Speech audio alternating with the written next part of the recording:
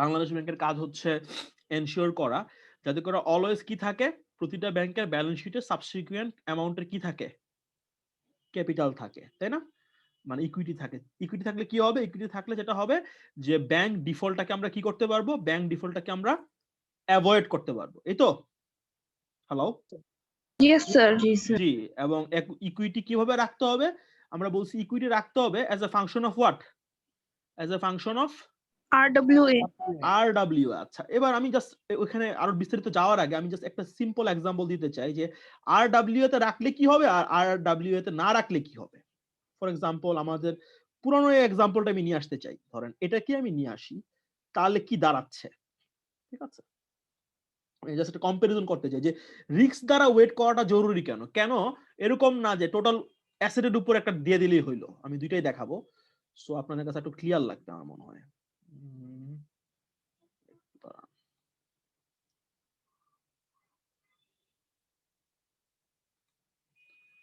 ধরেন তো আছে,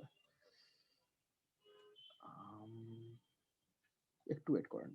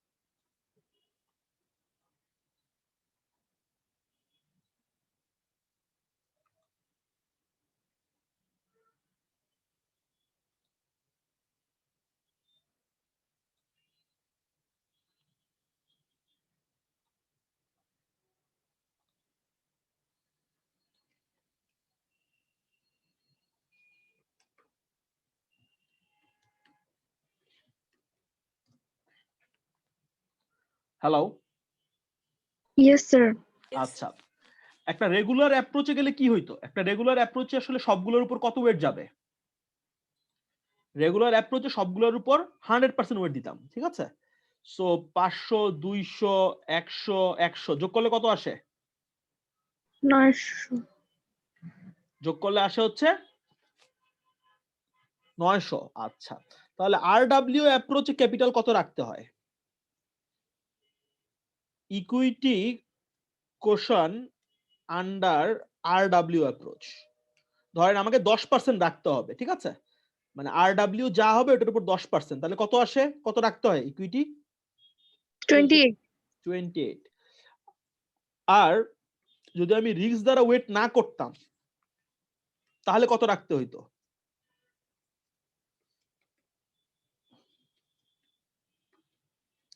টোটাল অ্যাসেট কত আমার? 900। 900. ওটার উপর ধরেন 10% না করেন, তাহলে কত টাকা রাখতে হতো? 90 টাকা। কোনটা বেটার মনে হচ্ছে? কোনটা মোর প্রুডেন্সিয়াল মনে হচ্ছে? আরডব্লিউ নাকি রেগুলার? RWA.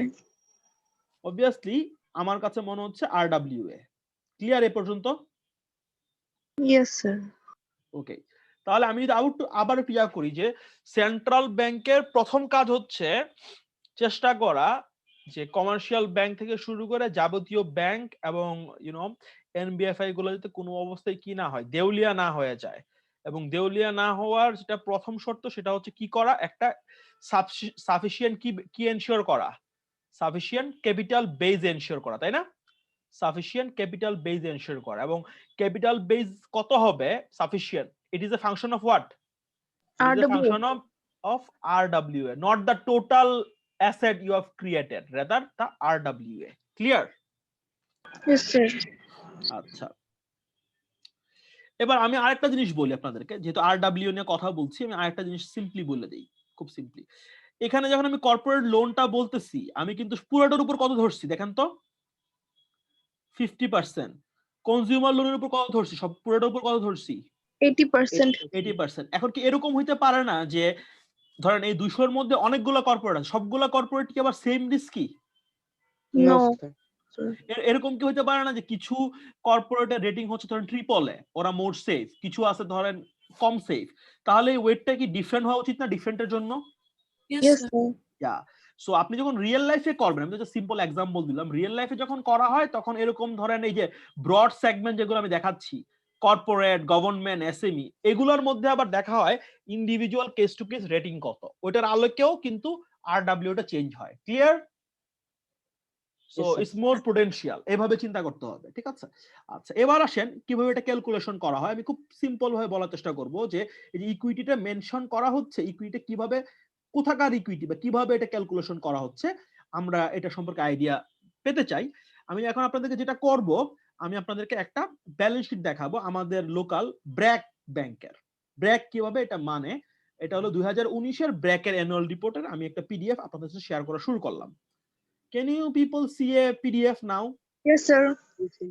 ওকে, এটা আমরা ব্র্যাকের অ্যানুয়াল রিপোর্ট থেকে নিচ্ছি, তার ধরেন পেজ নাম্বার হচ্ছে, like let me check it, page number হলো 366 নাম্বার পেজ, ঠিক আছে? তার অ্যানুয়াল রিপোর্ট, এটাও ফ্রিতে অ্যাভেলেবল, ব্র্যাকের লাস্ট ইয়ারের অ্যানুয়াল রিপোর্ট এটা। সে কিভাবে এটা এনশিওর করে, ঠিক আছে? আমরা কি বলছি, ইকুইটি কয়ভাবে রাখতে হবে মনে আছে? 3 ভাবে রাখতে হবে।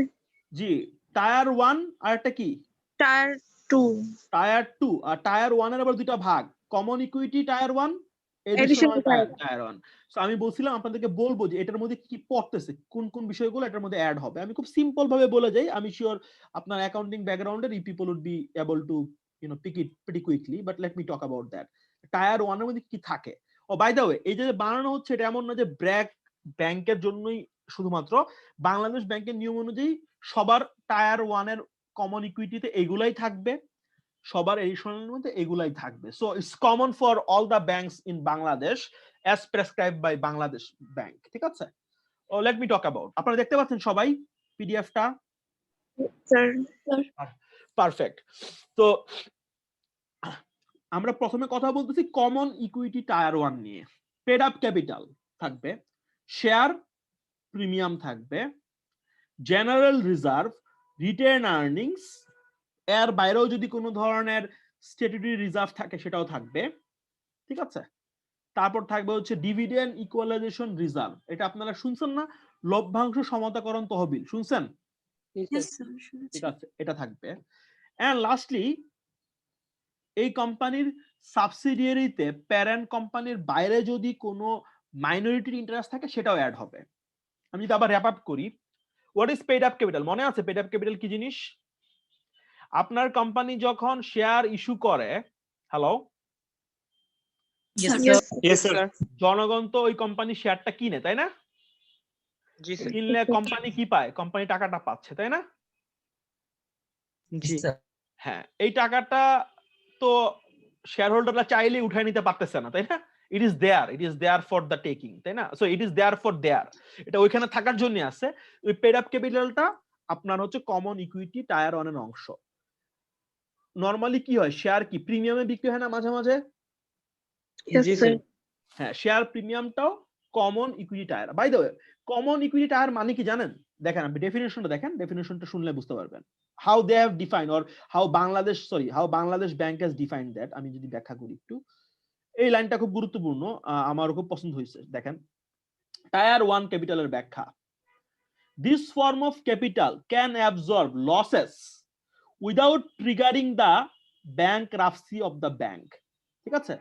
মনে আছে একটু আগে আমি কি বলতেছিলাম, ক্যান ইউ রিকল? যে আমার লোনের রিকভারি কমে গেছে, বাট যেহেতু আমার ইকুইটি বেস বেশি ছিল, কি হয়েছে, আমি কিন্তু দেউলিয়া হই নাই, তাই না?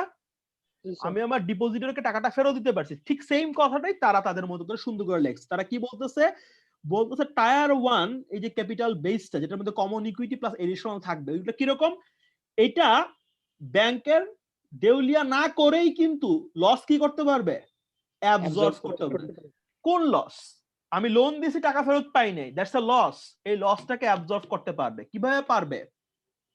যদি আমার কি থাকে, যদি আমার ইকুইটি বেস স্ট্রং থাকে। Have you got it? আচ্ছা আচ্ছা, আমি আরেকটা জিনিস, সরি, আমি একটা জিনিস বলতে ভুলে গেছি, বিকজ লাইক আমি একটা জিনিস বলি আপনাদেরকে, শুনেন। এই ফাইন্যান্সিয়াল মার্কেট ইনস্টিটিউশন কোর্সটা আসলে যেহেতু সবকিছুরই একদম স্টার্টিং পয়েন্ট, তো এত কিছু আছে যে আমিও মাঝে মাঝে মিস করে যাই। আমি একটু আগে ওয়ার্ড ফাইলে যাই, একটা জিনিস লিখি, তারপর আমি আপনার আসতেছি আবার। একটা মিনিট আমাকে সময় দেন, আমি ওয়ার্ড ফাইলে জিনিস লিখতে যাচ্ছি। আচ্ছা, দেখেন এখানে যে আমি এক্সাম্পলটা ক্রিয়েট করছিলাম, ক্যান ইউ রিকল? এই যে এক্সাম্পলটা মনে আছে? এখানে যে লসটা আমি দেখাচ্ছিলাম, কিসের মাধ্যমে লস দেখাচ্ছিলাম? লোন দিছি, টাকা ফেরত আসেনি, তাই না? জি স্যার।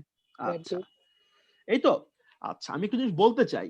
ব্যাজেল 3 তে, সরি ব্যাজেল 2 তে 3 ধরনের রিস্ক আইডেন্টিফাই করা হয়েছে।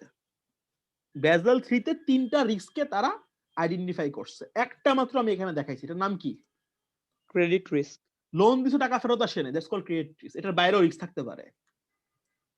অপারেশনাল রিস্ক নামে একটা বস্তু আছে, there is another risk, সেটার নাম হচ্ছে মার্কেট রিস্ক। সো আমি এটা আসলে বলি নাই, হয়তো বা মিস করে গেছি।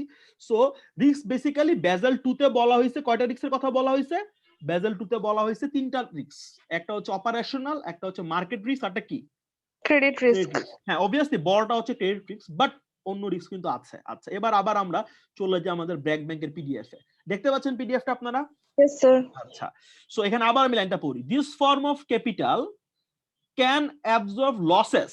Losses from where? তাহলে 3 জায়গা থেকে লস হতে পারে। কোন 3 জায়গা স্যার বলেন তো? ক্রেডিট রিস্ক, অপারেশনাল রিস্ক আর হচ্ছে মার্কেট risk. রিস্ক। আচ্ছা, আমি একটু হালকা করে ব্যাখ্যা করি, বাকি দুইটা কি। ক্রেডিট রিস্ক তো বোঝা যাচ্ছে যে টাকা দিছি, টাকা ফেরত আসে নাই, তাই তো? আচ্ছা, what is market risk? Market risk বলতে কি বুঝেন?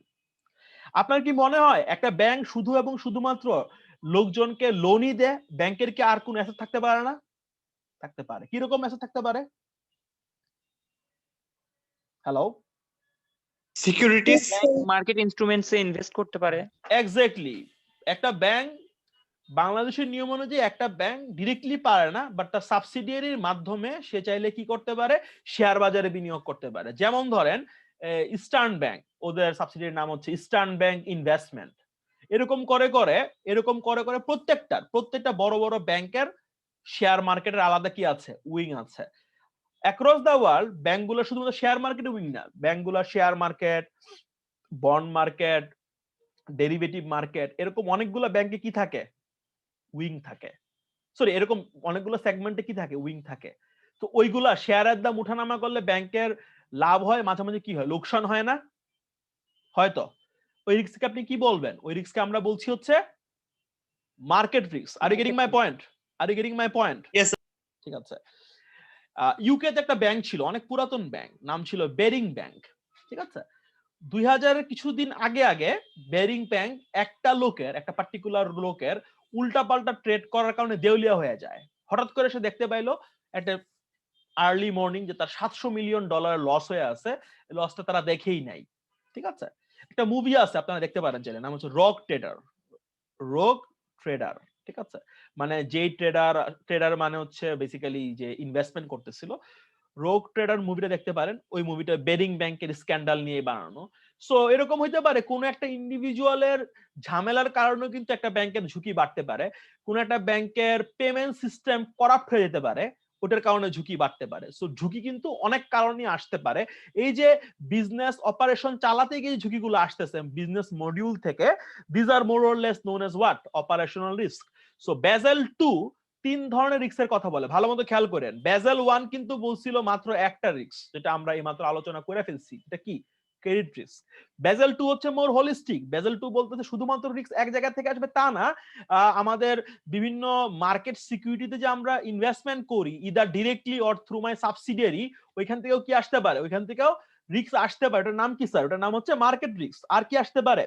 আর হতে পারে আমার বিজনেস মডিউলের বিভিন্ন ফাঁক ফোকর থেকে কোনো ব্যক্তি বা কোনো একটা সিস্টেম করাপ্ট হয়ে গেল বা ইনএফিশিয়েন্টলি রিঅ্যাক্ট করলো, ওই কারণে রিস্ক আসতে পারে। ওটার নাম কি? ওটার নাম হচ্ছে operational risk. So let's read the line again together. This form of capital can absorb losses without triggering what? Bankruptcy of the bank. ঠিক আছে? Have you got it? জি স্যার। হ্যালো। আচ্ছা, তাহলে আমি ওখানে যাওয়ার আগে টায়ার 2 টাতে লিখি, দেখেন ভালো মতো শুনেন।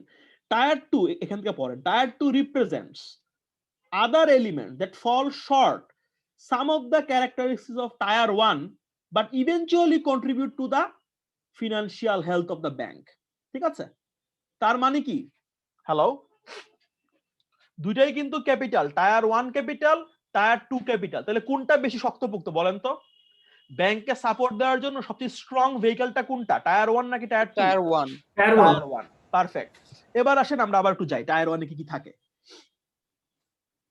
পেইড আপ ক্যাপিটাল আমি শিওর আপনারা সবাই বুঝছেন পরিশোধিত মূলধন শেয়ার প্রিমিয়াম হইতে পারে ঠিক আছে বাংলাদেশের নিয়ম অনুযায়ী নরমালি আমরা যখন প্রফিট মেক করি প্রফিটের একটা অংশ আমরা সাধারণ সঞ্চিতি মনে আছে সাধারণ সঞ্চিতি Yes, sir. ট্রান্সফার করি that's known as general reserve এর বাইরেও রিটার্ন আর্নিংস থাকতে পারে লভ্যাংশ সমতাকরণ তহবিল থাকতে পারে এগুলো সবগুলোকে কি বলা হচ্ছে কমন ইকুইটি টায়ার ঠিক আছে এগুলোকে যোগ করে কি বের করা হয় এগুলোকে যোগ করে বের করা হচ্ছে কমন ইকুইটি ক্লিয়ার আচ্ছা but what is that what is minority interest in সাবসিডিয়ারিজ আমি এটা একটু ব্যাখ্যা করতে চাই আমি ব্র্যাক ব্যাংকের ব্যাখ্যাটা দিব একটু আমার সাথে থাকেন আচ্ছা ব্র্যাক ব্যাংকের অনেকগুলা কি আছে স্যার কি আছে Subsidiary. আচ্ছা ওকে ফাইন সাবসিডিয়ারি কখন হয় জানেন তো আপনারা অ্যাকাউন্টিং নিয়ম অনুযায়ী বা আইএফআরএস বা গ্যাপ অনুযায়ী আপনি যদি অন্য কোনো বিজনেসের 50% এর বেশি মালিক হন পুরোপুরি মালিক না বাট 51 বা 50% ক্রস করেন আপনাকে ওই বিজনেসকে কি বলতে হয় স্যার সাবসিডিয়ারি ওইটাকে সাবসিডিয়ারি বলতে হয় এবং ওটার জন্য কি অ্যাকাউন্ট বানাইতে হয় কনসলিডেটেড ব্যালেন্স শিট বানাইতে হয় কনসলিডেটেড ইনকাম স্টেটমেন্ট বানাইতে তাই না আচ্ছা Yes, sir. let's check what are the subsidiaries of BRAC BRAC EPL investment ঠিক আছে BRAC EPL what Investments. Investment 2019 A ultimately BRAC EPL এ তার শেয়ার কত জানেন BRAC EPL এ BRAC ব্যাংকের শেয়ার কত দেখেন কত 99.945% কিছু বাকি রইলো না জি স্যার ওরা কারা ওরা হচ্ছে মাইনরিটি এই যে বাকি যারা রইলো ওরা কারা Minority. They are the minority তার মানে মাইনরিটি মানে আসলে এরকম না যে BRAC minority BRAC is majority অন্য যারা আছে ওরা কি ওরা হচ্ছে মাইনরিটি 2 নম্বর বিকাশ একদম লাস্টে আসেন বিকাশ আলটিমেটলি কি অবস্থা এই দেখেন ব্র্যাক ব্যাংক কারেন্টলি হোল্ডস কত পার্সেন্ট ইন বিকাশ 51%. 29% কার কাছে আছে মানি ইন মোশন অ্যারাউন্ড 10% আছে ওয়ার্ল্ড ব্যাংকের একটা অঙ্গ সংস্থান আইএফসির কাছে বাকি 10% কার কাছে আছে দেখছেন আলিপে সিঙ্গাপুর আলিপে তার মানে হচ্ছে এটা আলিবাবা ওকে সো এটা হচ্ছে বর্তমানে ব্র্যাক বিকাশের অবস্থা ঠিক আছে এটা হচ্ছে বর্তমানে বিকাশের অবস্থা ক্লিয়ার জি স্যার এবং আমি আপনাকে যদিও আমার এটা আলোচনা করার উদ্দেশ্য না আমি জাস্ট আপনাকে একটা মিনিট আমাকে সময় দেন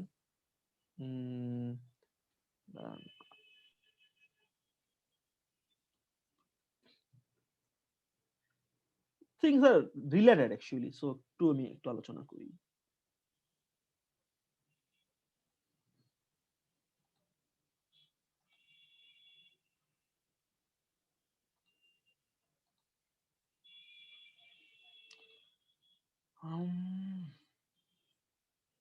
I was looking for a data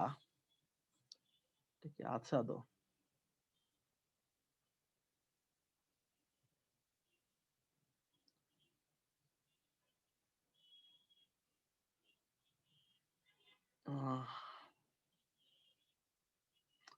no এটা নাই বাদ দেন হ্যাঁ আমি চাচ্ছিলাম দেখাইতে যে আপনাদের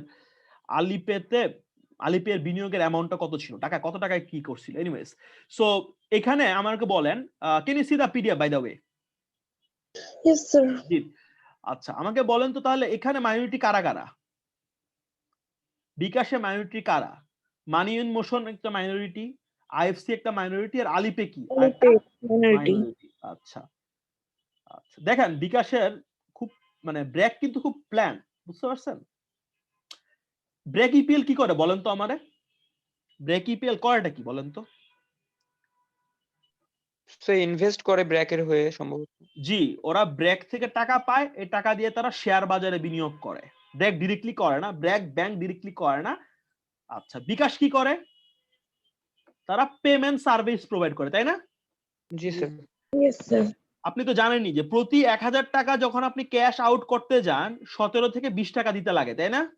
Yes, জি sir. স্যার। সো বিকাশ হয়তো বা 1000 টাকায় 20 টাকা কিছুই না, মেবি 2%। কিন্তু চিন্তা করেন বিকাশের মাধ্যমে প্রতিদিন কি পরিমাণে ক্যাশ আউট হচ্ছে, কত কোটি কোটি টাকা। ওইটারে 2% করেন, অনেক টাকা। ঠিক আছে?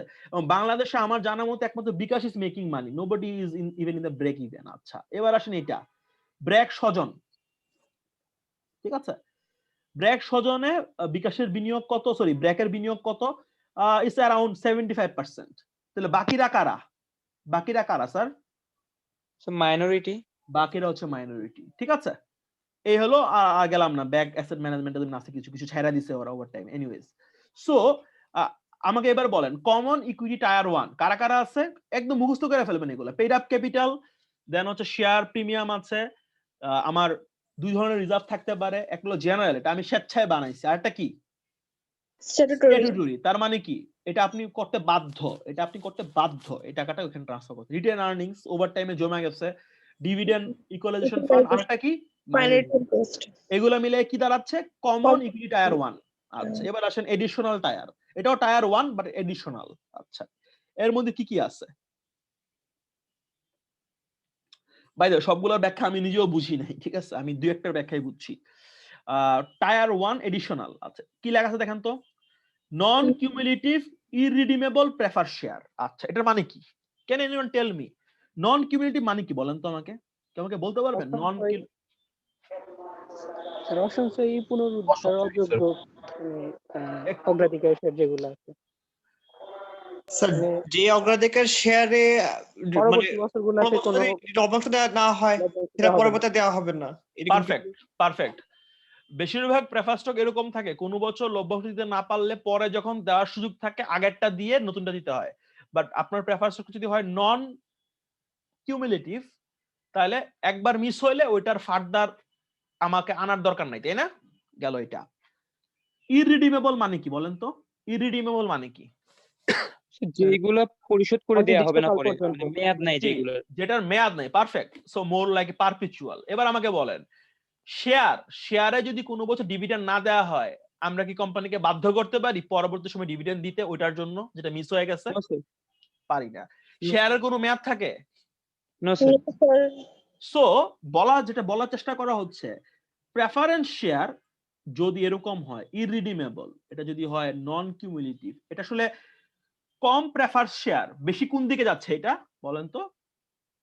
Common stock কমন শেয়ারের দিকে। Common stock. Exactly, precise, very perfect. So non cumulative irredeemable prefer stock, এটা যতটুকু না প্রেফার স্টক, এটার যে ফিচার গুলা is more tilted towards what? It is more tilted towards equity. ঠিক আছে, এই জন্য এটাকে কোনটার আন্ডারে ঢুকানো হচ্ছে? টায়ার 1 এর আন্ডারে ঢুকানো হয়েছে। নাম কি দেওয়া হয়েছে? নাম দেওয়া হয়েছে হচ্ছে additional tier 1। Clear? Yes sir. এই পর্যন্ত কি বুঝতে পারলাম? আচ্ছা, আমি আর বাকি দুইটা গেলাম না, বিকজ এগুলো ইন্টারপ্রিটেশন আমার কাছে পরিষ্কার না। আমি ট্রাই করছি বাট আমার কাছে ক্লিয়ার না। আচ্ছা, এবার আসেন টায়ার 2 ক্যাপিটাল। আমি একটু আগেই বলছি যে টায়ার 1 এ কি হচ্ছে? টায়ার 1 হচ্ছে সেফেস্ট, তাই না? পৃথিবী ধ্বংস হয়ে গেলেও ব্যাংকের কিন্তু এই টাকাগুলোতে অ্যাক্সেস থাকবে। So credit risk, market risk, operation risk, এগুলোর কারণে যত ধরনের ফাইন্যান্সিয়াল শকে আসুক না কেন, আমার যদি টায়ার 1 এ মানে কমন ইকুইটি 1 প্লাস হচ্ছে এডিশনাল টায়ার 1 এ যদি ভালো টাকা পয়সা থাকে, I should be able two কি সেভ মাই বিজনেস, তাই না? সার্ভাইভ করতে পারবো। এর বাইরে কি আছে? এরপরে কি আছে? হচ্ছে টায়ার 2। আচ্ছা, টায়ার 2 এর কি কি থাকে? আচ্ছা, এটা আগে শেষ করে নি। দেখেন কি আছে এটাতে? Preference share. এটা কোথায় যাবে? টায়ার 2 তে যাবে। আচ্ছা, বন্ড, বাট কি ধরনের bond? Subordinate. Subordinated. Subordinated to which? কার এগেইনস্ট সাবঅর্ডিনেটেড? অনেক সময় আমরা বন্ড ইস্যু করি যেখানে বলে প্রায়র দেই কিছু বন্ডের এগেইনস্টে। না, তা তো প্রায় ডিবেঞ্চারে পড়বে না। এখানে যেটা কনসেপ্ট আমি বলি, কনসেপ্টটা হচ্ছে এখানে যে সাবঅর্ডিনেটেড ডেটের কথা বলা হচ্ছে, this bonds are debts are subordinate to the claim of the deposit holder. মানে আগে টাকা দিতে হবে কার? ডিপোজিট হোল্ডারের। তারপরে কারা পাবে? ওরা। তারপরে কারা পাবে? ইকুইটি হোল্ডাররা। Are you getting my point? Yes sir. হ্যাঁ, আপনারা যা বলছেন পারফেক্টলি ওকে আছে। কিছু বন্ড আছে সাবঅর্ডিনেটেড যেগুলা আগের সিনিয়র বন্ডের এগেইনস্টে সাবঅর্ডিনেট। আমি এখানে ওটা বলতেছি না। আমি এখানে ওই ধরনের ডেট নিয়ে কথা বলতেছি, আমি এখানে ওই ধরনের সাবঅর্ডিনেটেড ডেট নিয়ে কথা বলতেছি। তারা subordinate to what? They are subordinate to deposit যেগুলো নেওয়া হয় ডিপোজিটস মানি। আগে ডিপোজিটটা দেওয়ার পরে ওরা পাবে, তার মানে ওদের কিন্তু লিগ্যাল স্ট্যাটাস কিন্তু বেশ নিচে। So preference share obviously tyre 2 তে যাচ্ছে। Subordinated debt, if it is subordinated to deposit holders money, it should be there. আর কি বলা আছে এখানে দেখেন তো, কি বলা আছে? Revaluation reserve. Okay, revaluation reserve আছে। এটা কি জিনিস কেউ আমাকে বলতে পারবেন? আমি ব্যাখ্যা করব, সমস্যা নেই। Can anybody tell me what is that? Sir শেয়ারের ভ্যালু যদি স্যার মানে আপ ডাউনের কারণে যদি কোনো রকম মানে যেই লসটা হতে পারে আর কি স্যার রিভ্যালুয়েশনের মাধ্যমে, তো ওই ক্ষেত্রে স্যার ওইটাকে চেক দেওয়ার জন্য স্যার এই রিজার্ভটা রাখা হয়।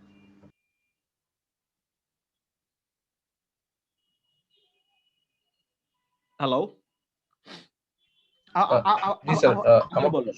স্যার জি জি, মানে স্যার বলতেছিলাম যে স্যার ধরেন শেয়ারের মূল্য অনেক সময় স্যার লাইক রিভ্যালুয়েট করা হয় না স্যার অনেক সময়, মানে শেয়ার ছাড়াও স্যার কিছু কিছু জিনিস যেগুলো স্যার রিভ্যালুয়েট করা হয়, তো ওইরকম কোনো কিছু রিভ্যালুয়েশনের কারণে যে লসটা হয় সেই লসটাকে চেক মানে দেওয়ার আমাদের জন্য প্রপার্টি প্ল্যান্ট এন্ড ইকুইপমেন্টের যে রিভ্যালুয়েশনটা করা হয় ওইটা কি? আচ্ছা আচ্ছা, আমি একটা সিম্পল এক্সাম্পল দিই, এটা আপনারা মনে রাখলে ভালো হবে। শুনেন, ধরেন ফর এক্সাম্পল লিন্ড বিডি নামে একটা বাংলাদেশ কোম্পানি আছে, বাংলাদেশ একটা কোম্পানি আছে, ঠিক আছে?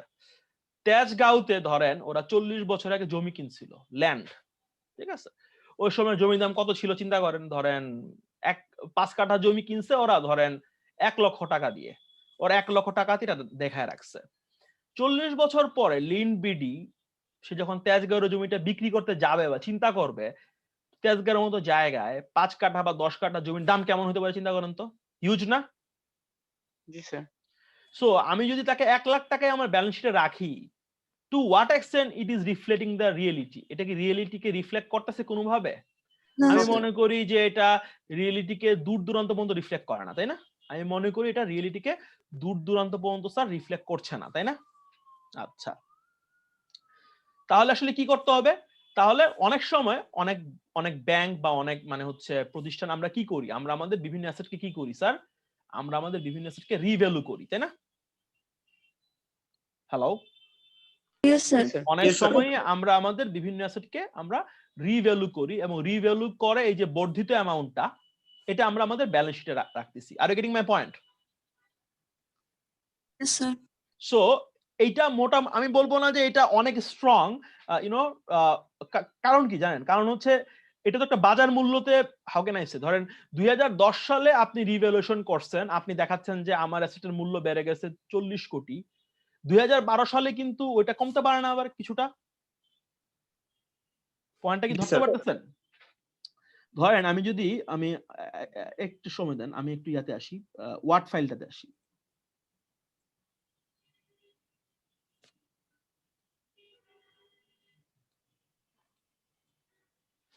ধরেন ল্যান্ড আপনি কিনছিলেন ধরেন 1980 সালে, ঠিক আছে? ধরেন আপনি কিনছিলেন ধরেন $1 মিলিয়ন, ঠিক আছে? এই ল্যান্ডটাই ধরেন 2020-এ আপনি ইয়া করলেন, 2020-এ আপনি মার্কেট ভ্যালুতে অ্যাসেস করলেন, তো এটা হয়ে গেল ধরেন 100 মিলিয়ন। আপনার রিভ্যালুয়েশন কত হইলো? রিভ্যালুয়েশন রিজার্ভে কত গেল? 99 মিলিয়ন। জি, আচ্ছা, প্রবলেমটা কি এটা বলেন তো? প্রবলেম হচ্ছে এরকম হইতে পারে এই ল্যান্ডের দাম ধরেন 2022 সালে এসে এটা হ্যাঁ বেশি, বাট এটা ধরেন হয়ে গেল 80 মিলিয়ন। তখন কি আর 99 মিলিয়ন লাভটা থাকলো? না, থাকলো না, কিন্তু কিছুটা তো কমে গেল, তাই না? আচ্ছা, এটা আমি কেন বললাম? এটা বলার আমার উদ্দেশ্যটা হচ্ছে এরকম, আমার বলার উদ্দেশ্য হচ্ছে এরকম যে রিভ্যালুয়েশন রিজার্ভটা এটা তো শক্তপোক্ত না। কেন শক্তপোক্ত না? Because it keeps on what? Fluctuating. It keeps on changing, এটা চেঞ্জ হচ্ছে। ক্লিয়ার? ওকে, আচ্ছা, বাট এটাও টায়ার 2 ক্যাপিটালের একটা স্ট্রং অংশ। বিপদের সময় কি করতে পারবেন? এখানে যা রাখছেন কি করতে পারবেন? টান দিতে পারবেন, তাই না? বিপদের সময় মানে credit risk, market risk, operation risk এগুলোর কারণে যদি আপনার ঝুঁকি সৃষ্টি হয়, ওই ঝুঁকি থেকে বাঁচার জন্য কি করতে পারবেন, এখান থেকে আপনি চাইলে টান দিতে পারবেন। আচ্ছা আচ্ছা, লাস্ট ওয়ান, জেনারেল প্রভিশন। ঠিক আছে, জেনারেল প্রভিশন আমি হালকা করে একটু আলোচনা করে দিই। আপনার কি ওয়ার্ড ফাইলটা দেখতে পাচ্ছেন? Can you see Yes, the sir. Word file? Okay, perfect. Yes. General provision, okay? এখানে আসলে কি করা হয়? বাংলাদেশ ব্যাংকের নিয়ম অনুযায়ী ধরেন আপনি জানেন যে এই পার্টিকুলার অ্যাসেটের কোনো সমস্যা নাই, তারপর আপনি কি করেন জানেন? আপনি একটা প্রভিশন মেনটেন করেন যে হয়তোবা এটার উপর লস হইতে পারে, ঠিক আছে, হয়তোবা অ্যাসেটটার টাকাটা আমি ফেরত নাও পাইতে পারি। আপনি 1% 2% করে কি করে রাখেন, একটা প্রভিশনিং করে রাখেন। সো দেখেন, আপনি কিছু অ্যাসেট থেকে টাকা ফেরত পাবেন না এজ এ ব্যাংকার, ওই চিন্তা করে টাকাটাকে আপনি আলাদা করে রাখতেছেন, কিন্তু আসলে আপনি মনে মনে জানেন যে এটা আসলে সেফ অ্যাসেট। এই টাকাটা তাহলে কি থাকবে স্যার? মোটামুটি অক্ষত অবস্থায় কি থাকবে, আপনার ব্যালেন্স শিটে থেকে যাবে, তাই না? এই যে প্রভিশনিংটা করতেছেন, এই প্রভিশনিংটা আপনার একটা বড় একটা সাপোর্ট দিতে আছে। আমি একটু দেখাই আপনাদেরকে, আমি পিডিএফ এ ঢুকে যে ব্র্যাক ব্যাংক কিভাবে প্রভিশনিং করে বা বাংলাদেশ একটা ব্যাংক কিভাবে প্রভিশনিং করে। ও বাই দ্য ওয়ে, যা যা আলোচনা করা হচ্ছে সবই হচ্ছে বাংলাদেশ ব্যাংকের গাইডলাইন অনুযায়ী করা হচ্ছে, nothing is beyond the guideline of Bangladesh bank. আচ্ছা, একটু এখানে আপনাকে দেখতে পাচ্ছেন একটা নতুন rate of provisioning, can you see it? Yes, sir. Okay, yes sir. ভালো করে খেয়াল করেন, বাংলাদেশে লোন গুলাকে, ঠিক আছে, 5টা ক্যাটাগরিতে ভাগ করা হচ্ছে। Can you see? Standard, special mention, substandard, doubtful, bad. Can you see it? Yes, sir. Yes, sir. ধরেন কোন একটা লোকের কাছ থেকে আপনি 3 মাস ধরে টাকা পাচ্ছেন না, লাস্ট 3 মাস ধরে টাকা পাচ্ছেন না, ওরে কিন্তু আপনি বলতে পারবেন না সে দেউলিয়া বা কিছু, ওরে একটা স্পেশাল মেনশনে রাখতে হবে, ঠিক আছে? 3 থেকে 6 ওর রাখতে হবে সাবস্ট্যান্ডার্ড ক্যাটাগরিতে। 6 থেকে 9, সরি আমি ভুল বলতেছি, একটু সময় দেন আমাকে, আমি পারফেক্টলি বলি, একটা মিনিট সময় দেন, give me bit of time.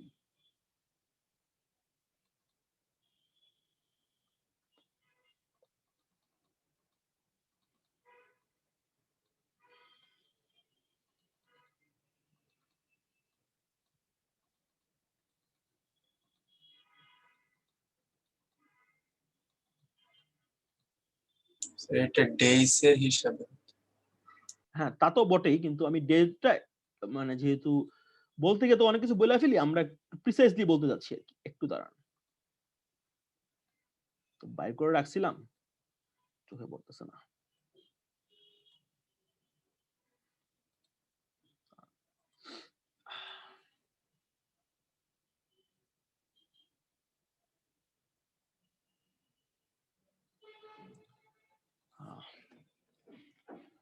জি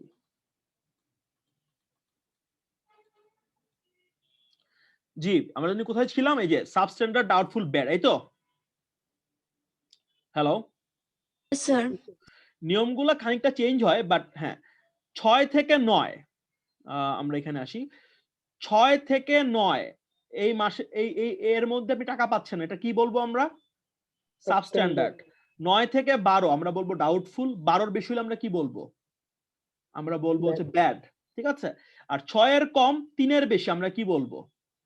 আমরা বলবো স্পেশাল মেনশন। বাট এর আগের গুলা কি দেখেন তো? Bad, doubtful, substandard, special mention. এর আগেরটা কি? স্ট্যান্ডার্ড। তার মানে এই লোনে কোনো সমস্যা নাই। এখন হাউস বিল্ডিং পারপাসে, বাড়ি বানাবার জন্য কেউ লোন নিল এবং সে তার লোনের কিস্তি শোধ টাইম মতো করতেছে, তারপর সরকার কি বলছে? বাংলাদেশ ব্যাংক কি বলছে? 1% টাকা তুমি আলাদা করে রাখো, ধরে নাও যে এই টাকাটা তুমি ফেরত নাও পেতে পারো। Are you getting my point?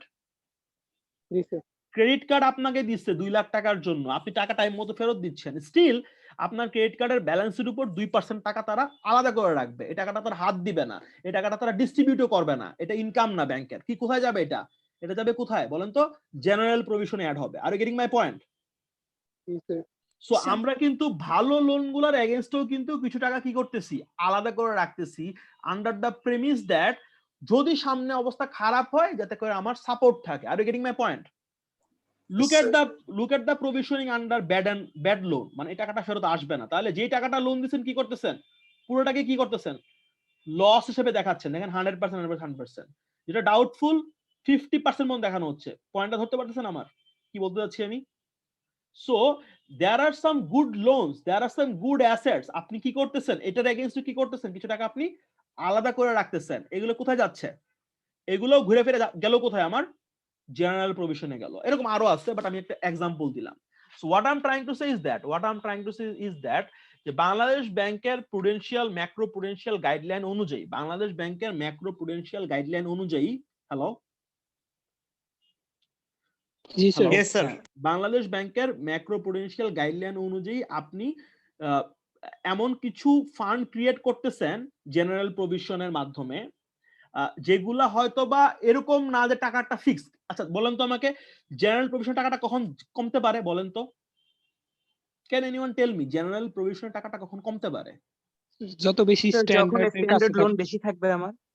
দেখেন আমি ধরে নিচ্ছি টাকাটা ফেরত আসবে পুরোটাই, বাট স্টিল আমি কি করলাম, 1% প্রভিশনিং করলাম।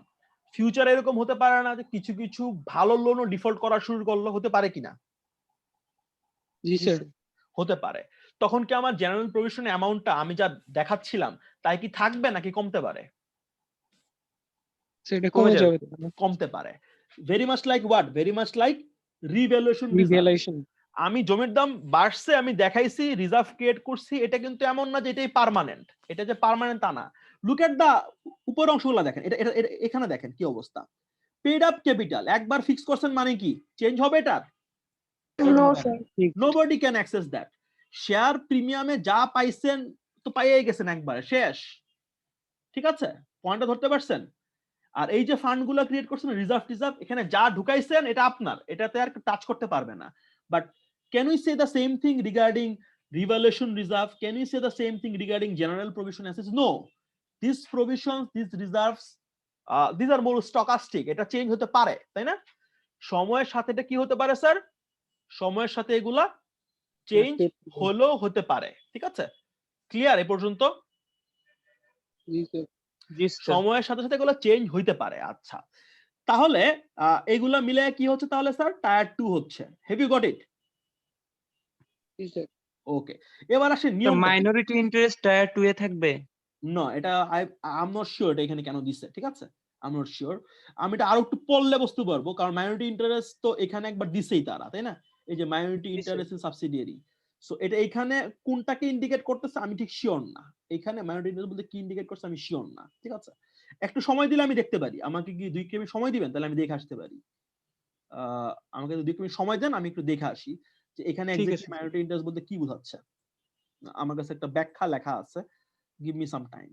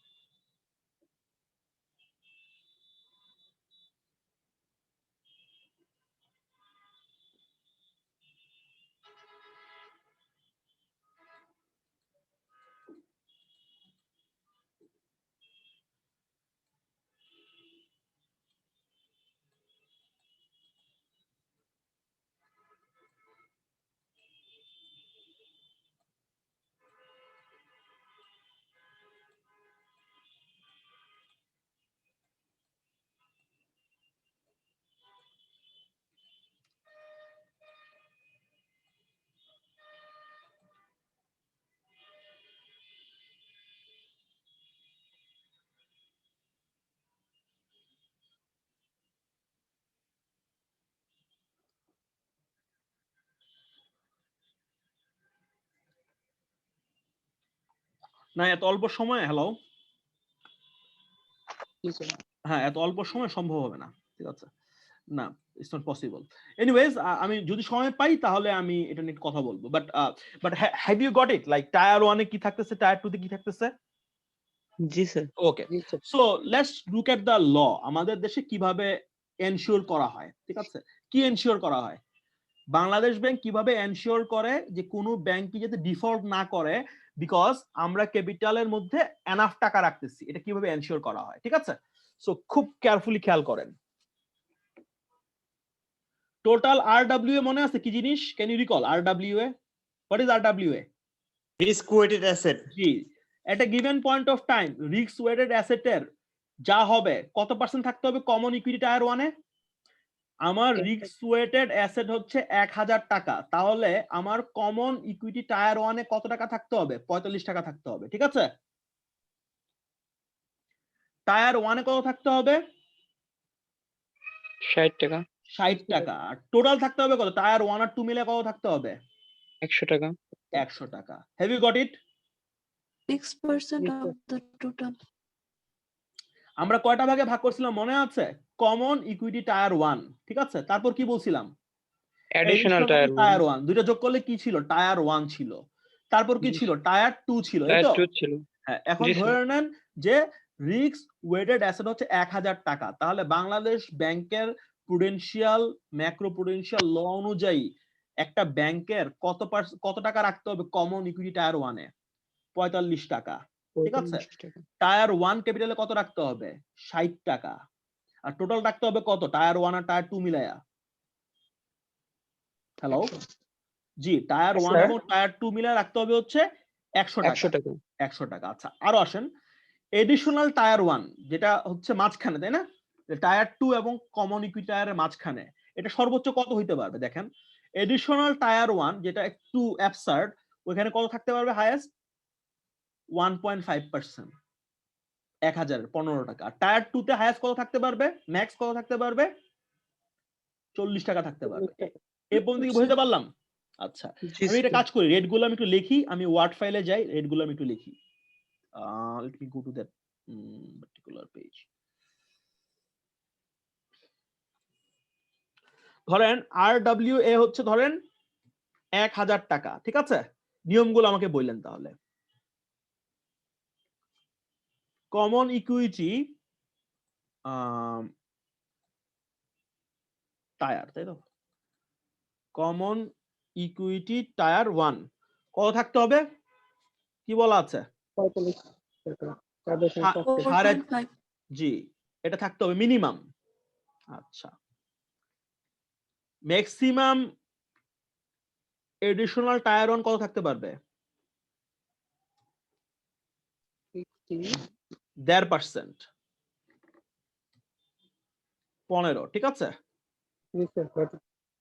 আপনি এগুলো খেয়াল করবেন, ম্যাক্সিমাম মিনিমাম গুলো একটু খেয়াল করবেন, তাহলে আপনার কাছে ইন্টারেস্টিং লাগবে। মিনিমাম থাকতে হবে এত। আচ্ছা, মিনিমাম টায়ার 1 কত থাকতে পারবে? 6%। জি, তাহলে আসে কত? 60 টাকা। 60 টাকা। জি, ম্যাক্সিমাম টায়ার 2 কত থাকতে পারবে? 4%। তাহলে কত থাকে? 40 টাকা। আর মিনিমাম মানে টায়ার 1 আর টায়ার 2 মিলে কত থাকতে হবে? 10%। এক্স্যাক্টলি। 10%। তাহলে আমাকে বলেন তো, আসলে ব্যাংকাররা জোর কোনটাই দিবে বলেন তো? কোনটাতে রেগুলেটররা বেশি খুশি হয়? টায়ার মানে মিনিমাম এটা বাড়লে, এটা বাড়াইলে বেশি খুশি হয়, নাকি অন্যগুলা দিয়ে বাড়াইলে বেশি খুশি হয় বলেন তো? স্যার মিনিমাম গুলাতেই, এই কারণে তো মিনিমাম লিখছে। না, সেটার জন্য না, আমি বলতে চাচ্ছি যে ব্যাংকাররা বা রেগুলেটর কোনটাকে বেশি সেফ মনে করে বলেন তো? Sir common equity tier 1 exactly, common equity tier 1 এর টাকাটা আলটিমেটলি আসলে কেউ ধরতেই পারবে না। Nobody can even snatch it away. So এইখানে এই যে 4.5%টা, এটা হচ্ছে মিনিমাম, ঠিক আছে? Are you getting my point? দেখেন, এটাকে মিনিমাম করতেছে, এটাকে করেছে ম্যাক্সিমাম 1.5%, আবার এরপরটাকে বলতে 6% মিনিমাম থাকতে হবে। তাহলে কারো যদি বাড়াইতে হয়, বাড়ানোটা কোন জায়গায় বাড়াইতে পারবে? এখানে কি বাড়ানো সম্ভব? আর নো স্যার। এখানে ম্যাক্সিমামই 15 টাকা। তাহলে তাহলে আমি যদি 60 এর উপরে যাইতে চাই বা 100 এর উপরে যাইতে চাই, তাহলে বাড়াইতে হবে কোথায়? বাড়াইতে হবে বেসিক্যালি এই জায়গায়, তাই কি? ইকুইটিতে। জি স্যার। এক্স্যাক্টলি। দেখেন টায়ার 2 কে কিন্তু ম্যাক্স করে দিছে কত টাকা? 40 টাকা বা 4%। আর এডিশনাল টায়ার 1 কেও কিন্তু কি করছে? ম্যাক্স করে দিছে। আর বলতেছে মিনিমাম রাখতে হবে 100। তাহলে বাড়ানোর উপায়টা কি? এইটাতে বাড়াইতে হবে, তাই না sir? G sir Have you got my point? Perfect, sir. perfect, Yes, perfect. sir. Great. So that's the basic philosophy, okay? So এই পর্যন্ত যা যা বলছি এগুলো ছিল কোথায় জানেন? এগুলো ছিল বেসেল 2 তে। আমি একটু রিক্যাপ করি, হ্যাঁ? Bangladesh bank, like so many other central banks across the world, we follow or we instruct our banks to follow Basel 1, Basel 2 and recently adopted Basel 3. নতুন একটা রুল আসে, এটা আগের রুলটাকে রিপ্লেস করে বিকজ নতুন রুলটাকে বেটার ধরা হয়, ঠিক আছে? বাট আমাদের প্রথম ম্যাক্রো প্রুডেন্সিয়াল পলিসি সেন্ট্রাল ব্যাংকের, বাংলাদেশ ব্যাংকের, সেটা হচ্ছে কোন ফাইনান্সিয়াল প্রতিষ্ঠান যদি দেউলিয়া না হয়, এবং আমরা ইম্পিরিক্যালি দেখাইছি আপনাকে বা আমরা ডেটাতে দেখাইছি যে ব্যাংক দেউলিয়া হওয়ার 3টা বড় কারণ আমরা আইডেন্টিফাই করছি। একটা হচ্ছে ক্রেডিট রিস্কের মাধ্যমে, একটা হচ্ছে উল্টাপাল্টা সিকিউরিটিতে বিনিয়োগ করার মাধ্যমে, অথবা কোন লোক বা কোন সিস্টেমের ঝামেলার কারণে যে অপারেশন রিস্ক সেটা থেকে। তাহলে আমাদের উদ্দেশ্যটা কি স্যার? আমাদের উদ্দেশ্য থাকবে কি? আমাদের উদ্দেশ্য থাকবে এই রিস্কগুলা থেকে যদি কোনো শক আসে, এই শকটা যাতে আলটিমেটলি কোথায় না যায়, এই শকটা যাতে কোনোভাবে ডিপোজিট হোল্ডারের টাকাটাকে যদি না কমায়। তাহলে শকটা অ্যাবজর্ব করাবো কাকে দিয়ে? ইকুইটিকে দিয়ে, তাই না? তো আমরা বলতেছি ইকুইটি ই shouldn't be a function of the all the asset. সব অ্যাসেটকে যোগ করে একটা পার্সেন্টে গুণ করব, সেটা না। কি দিয়ে গুণ করব? গুণ করব রিস্ক ওয়েটেড অ্যাসেট দিয়ে। সো ইকুইটি কোশনটা হচ্ছে prudential because it is not a function of the total asset, it is rather a function of what? It is rather a function of a, you know, it's a function of a risk weighted asset. আচ্ছা, এইবার আসেন টাকাটা জি, এবার আসেন টাকাটা আমি রাখবো কিভাবে? তারপরে বলা হচ্ছে 3টা লেভেল আছে, তাই না? Common equity tier 1, additional tier 1, then tier 2। But আমরা এখানে দেখালাম আপনাদেরকে মূলত ফোকাসটা কোথায় স্যার? মূলত ফোকাসটা হচ্ছে টায়ার 1 এর মধ্যে যে অংশটা আছে, যেটা হচ্ছে কমন ইকুইটি টায়ার, ঠিক আছে? Common equity tier, have you got it? তাহলে পুরা বিশ্বের সেন্ট্রাল ব্যাংকের মতো বাংলাদেশ ব্যাংকও কি মনে করে? বাংলাদেশ ব্যাংক মনে করে গুরুত্বটা কোনটা বেশি পাবে? as a savior, your paid up capital, your share premium, your reserves, your retained earnings, your dividend equalization reserve, and what? Minority interest in subsidiaries. এগুলা বেশি গুরুত্বপূর্ণ, তাই না? জি, এগুলা বেশি গুরুত্বপূর্ণ। গুরুত্ব কম কোনটাকে দেওয়া হচ্ছে? জেনারেল প্রভিশন, রিভ্যালুয়েশন রিজার্ভ, এগুলো কম গুরুত্বপূর্ণ। হ্যাঁ, এটা আপনি ইউজ করতে পারবেন, সময় লাগে টান দিতে পারবেন, বাট এগুলো কম গুরুত্বপূর্ণ। Got it? পয়েন্টটা কি ধরতে পারছেন? জি স্যার। পারফেক্ট। আচ্ছা, তো এই পর্যন্ত যা যা আমি আলোচনা করছি এগুলো ছিল কোথায় জানেন স্যার? এগুলো ছিল হচ্ছে বেসেল 2 পর্যন্ত আলোচনা হয়েছে। আচ্ছা, লাস্ট আলোচনা। এখানে দেখেন একটা নতুন শব্দ পাইছেন। পাইছেন কি এটা? দেখেন তো, capital conservation buffer. Have you got it? Yes sir. এবং এটা কত পার্সেন্ট রাখতে বলা হচ্ছে দেখেন তো? 2.5%। 2.5%। কার উপর? এগেইন রিস্ক ওয়েটেড অ্যাসেটের উপর। এবং এটা রাখতে হবে কোনটার ভিতরে? কমন ইকুইটি টায়ার 1 এর মধ্যে। এটা হচ্ছে Basel 3। Are you getting my point? জি স্যার। জি, বেসেল 2 তে এরকম কোনো শব্দই বলা ছিল না ক্যাপিটাল প্রিজার্ভেশন অথবা ক্যাপিটাল কনজারভেশন বাফার। বেসেল 3 তে বলা হচ্ছে হ্যাঁ এখন থেকে এটাও করতে পারে। আমি একটু প্রেক্ষাপটটা বলি, তারপর একটু ভালো লাগবে শুনতে আপনাদের। 2007 এবং 8 এ আমাদের বাংলাদেশ ওইভাবে ফিল করে নাই, বাট গোটা পৃথিবী কিন্তু বিশাল বড় একটা ডিস্ট্রেসের মধ্যে গেছে, ফাইন্যান্সিয়াল মেলডাউন, ঠিক আছে? ওই মেলডাউন থেকে জনগণ বা রেগুলেটর কিছু জিনিস শিখছে। They have learn something. বাংলাদেশের প্রবলেম হচ্ছে we see things, we observe things, we talk about those things, but we don't really bother, we don't really feel bothered, you know, to, how can I say, appreciate that what we have learned. But 2008 এবং 9 এবং 10 এর দিকে যে financial মেলডাউনটা হলো, ওটা আমাদের জন্য চরমতম কিছু শিক্ষা দিয়ে গেছে। কি শিক্ষা দিয়ে গেছে? ওইখানে দেখা গেছে, আমি আপনাকে বলি হোয়াট হ্যাপেন্ড ব্যাক দেন। দেখেন, এই যে ক্রেডিট রিস্কের এগেইনস্টে টায়ার 1 ক্যাপিটাল রাখতে হবে, টায়ার 2 রাখতে হবে, মার্কেট রিস্কের এগেইনস্টে রাখতে হবে, প্লাস অপারেশন সবাই তো জানতো, তাই না? Hello sir. আমেরিকান ফিনান্সিয়াল প্রতিষ্ঠানটা তো জানতো যে এইগুলা রিস্ক আছে এবং এইগুলা রিস্কের এগেইনস্টে আমাদের আরডব্লিউ এর এগেইনস্টে একটা প্রপোর্শন প্রিজার্ভ করতে হবে। Everybody knew that. তাহলে এত বড় মেলডাউন কেন হইলো? রেগুলেটররা পরে চিন্তা করে দেখলো যে ফিনান্সিয়াল, আমার যেটা ট্যাগলাইন বা হুকলাইন সেটা হচ্ছে ফিনান্সিয়াল সিস্টেমের বিভিন্ন parts they are strongly correlated, they are far more correlated than it looks on papers. কাগজে কলমে ওদের মধ্যে যে সংশ্লেষ বা কোরিলেশন যা মনে হচ্ছে, সত্যিকার অর্থে তারা সিগনিফিকেন্টলি বেশি কোরিলেটেড। ফিনান্সিয়াল সিস্টেমের কোনো একটা অংশের প্রবলেমের ফলে গোটা সিস্টেম এফেক্টেড হয়। That was the major learning regulators had learned during that meltdown. মেলডাউনে লোকজন এটাই শিখছে যে ছোট একটা সমস্যা এটা কন্টাজিয়ন ইফেক্টের মাধ্যমে অনেক বড় সমস্যা হয়ে যায়। Risks are not diversifiable in financial markets. Risks are more systematic, risks are more macro. Then তারা বলল যে আমি আরডব্লিউ এর এগেইনস্টে 10% রাখবো, ওটা গুড এনাফ না। আমি আরডব্লিউ এর এগেইনস্টে 10% রাখবো, এটা গুড এনাফ না। আমাকে কি করতে হবে দেখেন তো, কি নাম দিছে এটা তারা? Can you recall? তারা একটা নতুন বাফারের কথা বলছে। কেন বলছে? বিকজ তারা দেখতে পেল credit risk, market risk, operation রিস্কের পাশাপাশি there is another very big risk, macro or systematic risk. ওইটার ফলে অনেক ব্যাংক ফেলিওর হইছে, ওইটার ফলে অনেক ছোট ছোট community bank, credit union affected হইছে। তো that was a real evil. Then তারা বলল যে আমরা ট্রেডিশনালি এই তিনটা রিস্কের এগেইনস্টে আরডব্লিউ এর প্রপোর্শনে যেই পরিমাণে টায়ার 1 এবং টায়ার 2 রাখতাম, এটা গুড এনাফ না। তাহলে কি করতে হবে? তারা বলল যে আমাদের কি লাগবে স্যার? আমাদের এডিশনাল কি লাগবে? বাফার লাগবে। Have you got my point? Hello? Yes sir. হ্যাঁ, Yes, sir. ওটার নাম তারা কি দিল? ওটার নাম তারা দিল হচ্ছে capital conservation buffer. Conservation buffer. এটা কত পার্সেন্ট? এটা হচ্ছে এডিশনাল 2.5%. 2.5%। এটা কোনটার মধ্যে রাখতে হবে? এটা কিসের দিয়ে রাখতে হবে? Common দেখেন equity tier 1.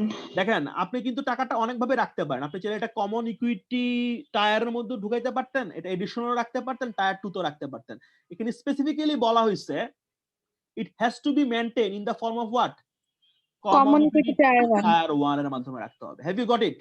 Yes, sir. এবার আসেন বাংলাদেশের নিয়মগুলো একটু দেখি আমরা। বাংলাদেশ ব্যাংক কিভাবে এটা করার চেষ্টা করছে। আমি 2019-এরটাই আসি। 2019-এ বাংলাদেশের একটা ব্যাংক, ভালো করে খেয়াল করেন, 2019-এ বাংলাদেশের একটা ব্যাংক, সে যদি তার যদি আরডব্লিউ 1000 টাকা হয়, 45 টাকা রাখতে হবে কিসের আন্ডারে? CET1 এর আন্ডারে। এর পাশাপাশি আরো 25 টাকা রাখতে হবে কিসের আন্ডারে? মানে এটা দিয়ে রাখতে হবে, বাট এটা দিয়ে রাখতে হবে, বাট নামটা কি হবে? এটা নাম হবে ক্যাপিটাল কনজারভেশন বাফার। তাহলে প্রতি 1000 টাকা আরডব্লিউ এর এগেইনস্টে বাংলাদেশের একটা ব্যাংকে CET1 কত রাখতে হচ্ছে? 70 টাকা রাখতে হচ্ছে। ঠিক আছে, 70 টাকা রাখতে হচ্ছে। টোটাল কত টাকা রাখতে হচ্ছে? 125। নরমালি কত হওয়ার কথা ছিল? মানে আমরা যদি আগের নিয়মটা দেখেন, আমাদের 20 আগের নিয়মটা দেখেন, নিয়মটা ছিল এরকম যে 10% ছিল, তাই না? 6 আর 4, তাই না? Can you recall? 6 আর 4। Yes sir. এখন কত হচ্ছে এটা? 6 4 প্লাস কত? আরো আড়াই, তাহলে যোগ করলে কত আসে? 12.5%। 12.5%। আমি আবার অঙ্কটাতে আবার যাই, অঙ্কটা দেখি, অঙ্কটা আমি সলভ করে দেই। মানে অঙ্ক তো না, মানে জাস্ট ধরেন অঙ্কটা, বাইরে অঙ্কটা কোথায়?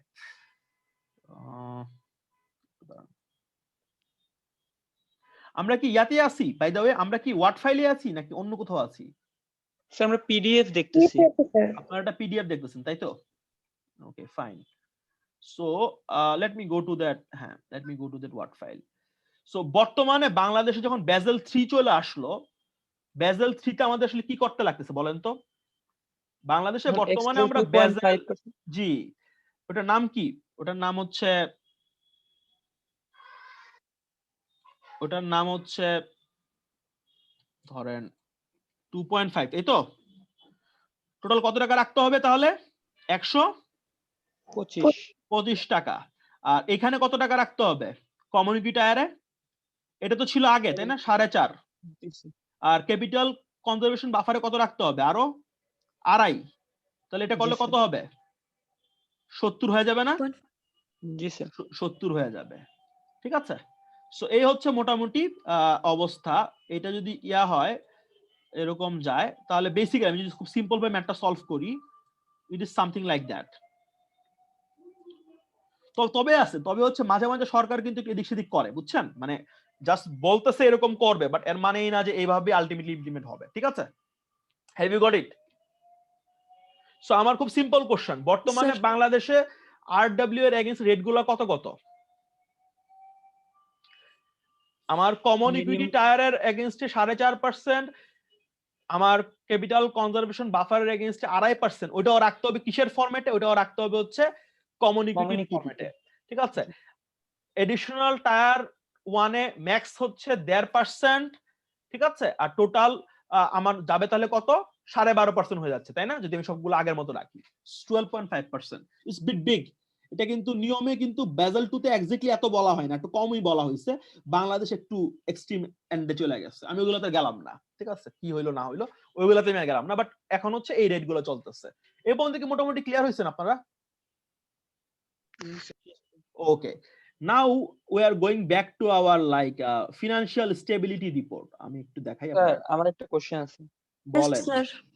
স্যার বলেন। আমরা বলতেছি যে এত পার্সেন্ট রাখতে হবে, কিন্তু রাখবোটা কোথায়? এটা কি বাংলাদেশ ব্যাংকে ডিপোজিট করে রাখবো?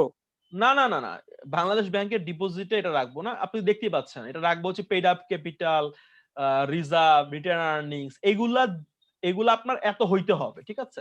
এই টাকাটা আমরা বাংলাদেশ ব্যাংকের ভোল্ডে রাখবো না, ঠিক আছে? এটা আপনার ব্যালেন্স শিটে থাকতে হবে, এটা আপনার কাছে থাকবে। আপনি যদি বলেন স্যার কোথায় থাকবে, আর সেটা আমার কাছে থাকবে, আপনার কাছে থাকবে, ঠিক আছে? এটা আপনি ব্যাংকে রাখতেছেন না, ঠিক আছে? ক্লিয়ার? Clear sir. ব্যাংকে রাখবে, হ্যাঁ, অ্যাডিশনালি অ্যাড করতে হবে। আচ্ছা, সিআরআর আর এসএলআর হচ্ছে লিকুইডিটি নিয়ে আপনার পয়েন্টটা। আচ্ছা, আমি একটু এখানে আসেন। আপনারা কি নতুন একটা পিডিএফ দেখতে পাচ্ছেন? নতুন মানে ফিনান্সিয়াল স্টেবিলিটি রিপোর্ট দেখতে পাচ্ছেন? জি sir macro prudential tools or হ্যাঁ। মেজার্স অ্যাপ্লাইড দেখাচ্ছে। Perfect Yes. পারফেক্ট, এটার কথাই বলতেছি।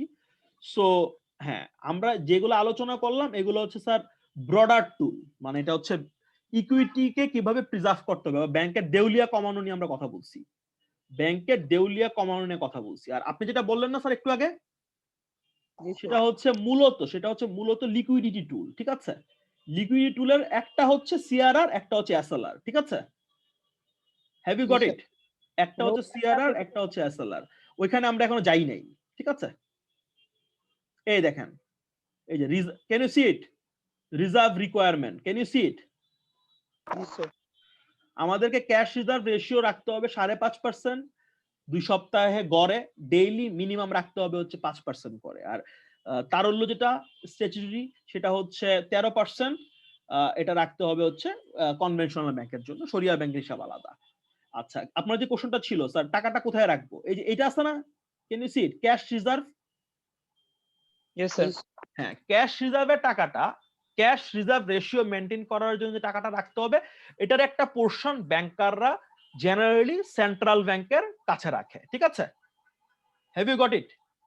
ক্যাশ রিজার্ভ রেশিও মেনটেন করার জন্য যে টাকার দরকার পড়ে, ওই টাকাটা জেনারেলি সেন্ট্রাল ব্যাংকের ভল্টে রাখা হয়।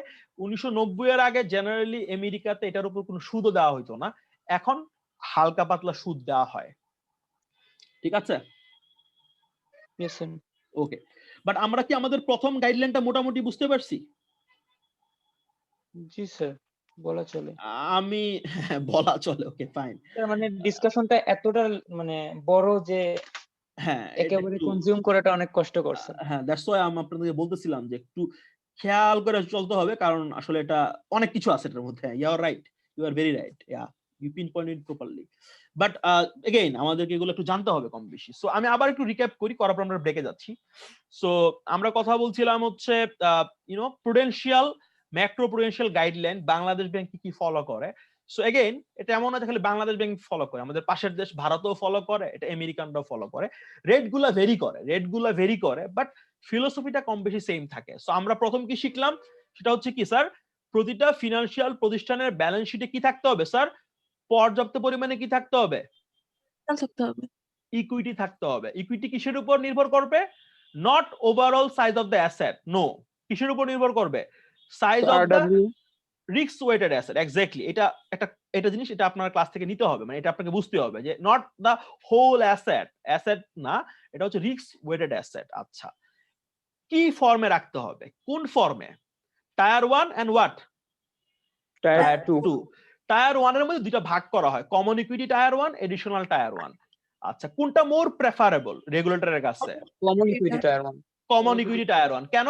Because nobody can change that numbers. এই নাম্বারগুলো আমি যা দিচ্ছি যদি আমি ঠিকমতো দিয়া থাকি, this are solid numbers, this can help me to prevent the shock. এবার আসেন, বেসেল 2 তে কয়টা রিস্কের কথা বলা হয়েছিল যেগুলো আমার উপর ঝুঁকি ক্রিয়েট করে? 3টা রিস্ক, ক্রেডিট তিনটা। Risk, market risk, operation risk. Bessel 3 তে আমাদের যে অবজারভেশন এটা আরো ব্যাপক। তারা দেখতেছে ফিনান্সিয়াল সিস্টেমে শুধুমাত্র এরকম না যে আমার প্রবলেমের দ্বারা আমি এফেক্টেড হই, অন্য লোকের প্রবলেমও ঘুরে ফিরে আমার কাছে চলে আসতে পারে। সো আমার যে রেগুলার যে টায়ার 1 এবং টায়ার 2 আমি যারা রাখতেছিলাম ওটা গুড এনাফ না, মেবি বাংলাদেশের মতো দেশের ক্ষেত্রে। আমাকে কি করতে হবে? আমাকে এডিশনাল কি রাখতে হবে? আমাকে এডিশনাল রাখতে হবে হচ্ছে ক্যাপিটাল প্রিজার্ভেশন বাফার বা conservation buffer. Have you got it? Yes, sir. Okay. So আপনারা হয়তো অনেক কিছু মনে রাখতে পারবেন না, বাট এই জিনিসগুলো যেগুলো আমি বললাম ট্যাগলাইন, যে it is very important that banks have sufficient amount of equity to preserve the interest of the deposit holders. Otherwise, bank could go default. And default prevention is the first and foremost responsibility of the central bank. যদি বলা হয় central ব্যাংকের একটা কাজ বলো, আমি বলবো মানি supply না, আমি বলবো ফিনান্সিয়াল সিস্টেমকে টিকায় রাখা। টিকায় রাখার জন্য নিজের টাকা লাগবে বেশি, অন্যের টাকাও লাগবে। ব্যাংক তো পরের টাকা নিয়ে বিজনেস করে, বাট পরের টাকা যদি এত বেশি হয়ে যায় তাহলে কিন্তু সামান্য সামান্য ঝুঁকিও কিন্তু ব্যাংকের জন্য ভয়ঙ্কর হয়ে দাঁড়াবে। তার মানে রেগুলেটরদের অ্যাক্রস দ্য ওয়ার্ল্ড ফোকাস হচ্ছে ইকুইটি বেস বাড়ানো, বাট ইকুইটি বেস বাড়াতে গিয়ে তারা কিন্তু এমন করে নাই যে সব অ্যাসেটকে সমান ক্যাটাগরিতে রাখছে। তারা বলতেছে যে অ্যাসেট গুলার রিস্ক লেভেল ডিফারেন্ট, অ্যাসেট গুলার রেটিং হচ্ছে ডিফারেন্ট। সো ডিফারেন্ট অ্যাসেট ক্লাসের জন্য different allocation. That's why traditional যোগ কইরা গুণ করা হবে না, আমাকে যেটা করতে হবে রিস্ক ওয়েটেড অ্যাসেট লেভেল বের করতে হবে, ওইটাকে মাল্টিপ্লাই করতে হবে উইথ এ প্রপোর্শন। ঠিক আছে, এইভাবে চিন্তা করার ব্যাপারটা এখানে বলা হয়েছে। ক্লিয়ার এ পর্যন্ত? Yes, sir. ঠিক আছে। এবং স্যার, সবচেয়ে ভালো, জি বলেন। স্যার বেসেল 3 কি তাহলে এসেছে সিস্টেমেটিক রিস্কের জন্য? Bessel 3 is a continuation of Bessel 2। Bessel 2 তে যে জিনিসটাকে দেখা হয় নাই বিকজ ওই সময় এটা ছিল না ওইভাবে, ওইটাকেও বেসেল 3 অ্যাড্রেস করছে। জি, সো আমি এইভাবে বলতে চাই না যে বেসেল 3 সিস্টেমেটিক রিস্ককে ইনকর্পোরেট করার জন্য আসছে। বেসেল 3 যেটা করছে 2008-9 এর ফিনান্সিয়াল ডিস্ট্রেসের ফলে তারা দেখতে পেল এখনো ফিনান্সিয়াল সিস্টেম অনেক ভালনারেবল। তাহলে আমরা কিভাবে ফিনান্সিয়াল সিস্টেমের ভালনারেবিলিটি কমাইতে পারি ওইটাকে ট্যাকল করার জন্য বেসেল 3 আসছে, নট দ্যাট যে খালি সিস্টেমেটিক রিস্ক কম্পোনেন্টটাকে অ্যাড করার জন্য আসছে। Got it? Yes sir. ঠিক আছে। So we are taking another break for 10 to 12 minutes. Thanks for being here. ক্লাসগুলো লম্বা হয়ে যাচ্ছে, but that's how it is. Okay, see you. ঠিক আছে, 10 মিনিট থেকে 12 মিনিট। জি বলেন বলেন স্যার, বলেন। If it is possible, sir if it is possible আজকে এটুকু রাখলে হয় না? আজকে এরকম রাখবো? আমি আমার কোনো সমস্যা নাই। তাহলে আমরা শেষ করবো কবে মিয়া? এগুলা শেষ তো করতে হবে। আচ্ছা, আমাকে একটা জিনিস বলেন তো, আপনারা তো বিএসসি দুজন, শুনুন, হ্যাঁ কোনো সমস্যা নাই। আপনারা যদি নিতে না পারেন আমি জোর করে আপনাকে ভালো জিনিস গিলাবো, আমি এরকম না, সমস্যা নাই। But my point is that আপনাদের আমি ক্লাস থেকে কিসে এআরসি তে, তাই না? আপনারা আমাকে একটা দিন বলেন যে দিন আমি একটা এডিশনাল ক্লাস নিতে পারি, বিকজ আমাদের এই যে ডিসেম্বরের 30 বা 31 ক্লাসটা হয় নাই। আমাকে ডেট বলেন আগে। স্যার আমরা হচ্ছে আপনাদের কি প্রতিদিনই ক্লাস থাকে এআরসি এর? সানডে সেকশন সি আগামীকাল পুরো ফাঁকা, কোনো ক্লাস আচ্ছা, নেই। বাট হ্যাঁ আগামীকাল বললেই তো হবে না, আমার তো প্রিপারেশন নিতে হবে। বাট আমাকে একটু বলেন যে এমনিতে কবে নাকা দিয়া হয়? স্যার সানডেতেও আমাদের কোনো ক্লাস থাকে না স্যার। সানডেতে সেকশন এ এবং সি কারো কোনো ক্লাস থাকে না? না স্যার, সানডেতে সেকশন এ তে কোনো ক্লাস নাই। What about C?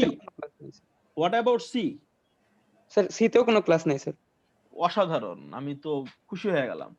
তার মানে সানডেতে আপনাদের এ এবং সি কারো কোনো ক্লাস থাকে না? না স্যার। ওকে, এই সানডেতে না, আমি তাহলে অ্যানাউন্স করে দিব আপনাদেরকে আগে থেকেই। আমরা সানডেতে একটা মেকআপ নিব, ঠিক আছে? Goat it? জি স্যার ইনশাআল্লাহ। আচ্ছা, আমি দুইটা মেকআপ নিব, কেন আমি বলি। একটা হচ্ছে আমি নিজে নিতে পারি নাই, এটার জন্য একটা মেকআপ নিব। আর আমাদের ক্লাসটা হচ্ছিল বুধ এবং বৃহস্পতিবারে, তাই না? মানে বুধবারে ক্লাস হয়। তো জি স্যার। যখন আমরা সেমিস্টারটা শুরু করি, মনে আছে প্রথম বুধবারে আমি ক্লাসে নেই নাই, একদম প্রথম ক্লাসটা আমাদের হয় নাই, ঠিক আছে? জি স্যার। তো আপনার আমার একটা মিটিং আসলে ছিল সম্ভবত। জি আমার খুব জরুরি মিটিং না, এটা ছিল হচ্ছে কাইন্ড অফ মিটিংই ধরেন। হ্যাঁ, তো দুইটা ক্লাস আমি নিতে পারিনি আপনাদের। সো আমি দুইটা ক্লাসের মেকআপ খুব দ্রুত নিতে চাই। আমি একটা মেকআপের স্কেডিউল দিয়ে দিব এবং ওইগুলো হচ্ছে রবিবারে হবে, ঠিক আছে? আমি যদি একটু সকাল সকাল নেই তাহলে কি প্রবলেম হবে? ধরেন 11টা বা এরকম কিছু যদি হয়। নো স্যার, প্রবলেম নাই স্যার। না স্যার ওইটাই বেটার হয় স্যার। প্রিপেয়ারে বলো তাই। ঠিক আছে, সমস্যা নাই। তো আপনারা কি চাচ্ছেন আজকের ক্লাসটা অফ করে দিতে এখানে? স্যার আপনি যদি কনসিডার করেন তাহলে স্যার আজকে অফ করে আরে দিন। না, ঠিক আছে, সমস্যা নেই, কনসিডার করার না করার কিছু থ্যাংক ইউ ঠিক স্যার। আছে, নো প্রবলেম। তাহলে আমাদের আচ্ছা, তাহলে স্যার। প্ল্যান, জি বলেন। জি জি স্যার একটা বলেন। কোশ্চেন স্যার, আমরা এতক্ষণ যে 1 নম্বর পয়েন্টটা লিখেছিলাম এনশিওরিং জি। Adequate capital in the balance, জি মানে এই আলোচনা কি স্যার পুরোটা 8 পয়েন্ট ঘিরেই ছিল? জি হ্যাঁ, এটা ঘিরেই ছিল। আচ্ছা sir. G You sir are sir, right. অনেক ধন্যবাদ। কিছু শিখতে পারছি। জি, আমাদের এই একটা পয়েন্ট নিয়ে এই আলোচনাগুলো ছিল এক্স্যাক্টলি। সো আমরা যেটা করব, আমরা নেক্সট ক্লাসে তাহলে আমরা আমাদের এই বাংলাদেশ ব্যাংকের যে অপারেশনগুলো যা যা আছে আমরা শেষ করার চেষ্টা করব, ঠিক আছে? মেবি আমি একটা জিনিস 2-3 বার বলি, মেবি আমি একটু স্লো যাচ্ছি, বাট আই গেস যে আমি চাইলে কিন্তু বলতে পারতাম যেগুলো তোমরা বই থেকে পড়ে নাও, বাট আমি আসলে চাই না এটা বলতে, বুঝছো? স্যার এইভাবে স্যার ইন্টারেক্টিভ সেশনগুলোর মাধ্যমে স্যার আমাদের একটু বুঝতে সুবিধা হয় আসলে। কারণ আচ্ছা, নিজে মানে থেকে পড়লে ফার্স্ট টাইম অনেক কিছু ধরাও যায় না। আমি তোমার সাথে পুরোপুরি এগ্রি করি এবং আমি নিজেও মনে করি না যে একটা হাউ ক্যান আই সে, আমি যদি বলি এটা তোমরা পড়া নেবা, it's not a good way. মানে আমি এজ এ স্টুডেন্ট এটাকে লাইক করি না। সো আমার কাছে মনে হয় যে একটা রিজনেবল লেভেলে আমার বলা উচিত। সো দ্যাটস ওয়াই মেবি ক্লাসগুলো সময় বেশি লাগতেছে, but okay, that's how it is. Okay, তাহলে আমাদের দেখা হবে নেক্সট বুধবারে। ইন বিটুইন আমি যেটা করব, একটা 2টা মেকআপ ক্লাসের স্কেডিউল তোমাদেরকে বলে দিব, ঠিক আছে? ওকে স্যার। ওকে, তাহলে thank you, thanks for being thank you sir. আসসালামু আলাইকুম। আসসালামু আলাইকুম। আসসালামু আলাইকুম স্যার। ওয়ালাইকুম আসসালাম, ভালো থাকবেন।